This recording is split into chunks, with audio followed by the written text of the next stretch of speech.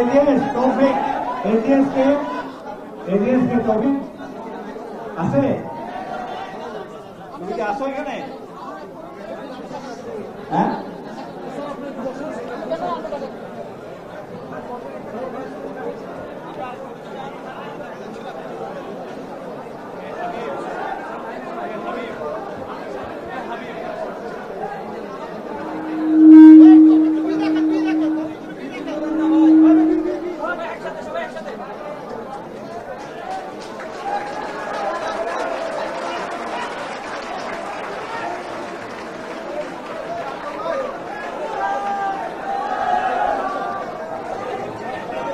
শিক্ষার্থীবৃন্দ, আমরা দীর্ঘক্ষণ এই গরমের মধ্যে সবাই কষ্ট করছি, তোমরাও কষ্ট করছো। আমি এক মিনিট 2 মিনিট এদের একটু অনুমতিটা একটু বলার জন্য বলে দিয়ে শেষ করছি। দিয়ে হাবিব একটু বলো, 1 মিনিট কিন্তু। বিসমিল্লাহির রহমানির রহিম। আজকে আমরা যে নতুন দায়িত্ব পেয়েছি, এতে করে আমরা মনে করছি এই বিজয় চট্টগ্রাম বিশ্ববিদ্যালয়ের 28,000 শিক্ষার্থীর বিজয়। এই বিজয় কখনোই আমাদের একার নয়। শিক্ষার্থীরা আমাদেরকে যে আমানত তারা রেখেছেন, আমরা যেন এর পরিপূর্ণ বাস্তবায়ন করি, এজন্য আপনাদের সবার সহযোগিতা চাই।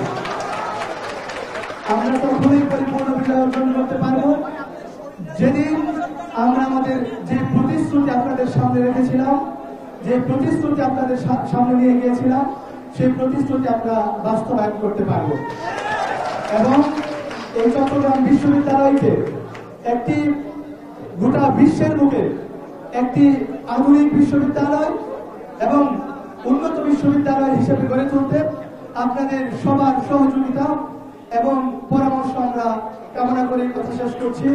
আসসালামু আলাইকুম। এবারে রনি, নতুন বিজয়ী আমাদের রনি ইব্রাহিম। রনি একটু 1 মিনিটের একটু বক্তব্য দিবেন। বিসমিল্লাহির রহমানির রহিম।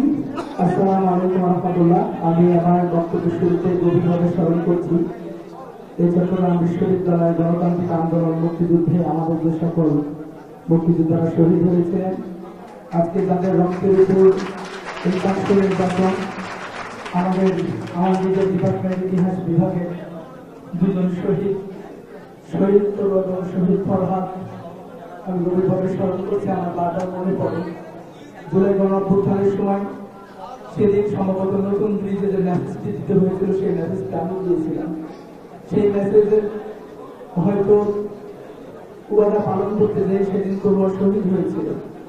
আমরা চেষ্টা করেছি আমাদের সবটুকু দিয়ে এই নির্বাচনকে যেন সুন্দরভাবে বাস্তবায়ন হয়। আমরা যে কমিটমেন্ট দিয়েছি, এই বিজয় আমাদের বিজয় নয়, এই বিজয় চট্টগ্রাম বিশ্ববিদ্যালয়ের 28,000 শিক্ষার্থীর বিজয়।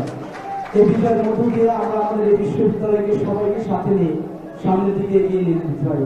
আমরা বলতে চাই, আমরা যদি কখনো ভুল পথে যাই, যদি মনে হয় সমালোচনা করা প্রয়োজন, আপনার বাক স্বাধীনতা রয়েছে, অবশ্যই সমালোচনা করবেন এবং ওই সমালোচনায় যেন আমাদেরকে পথ দেখায়।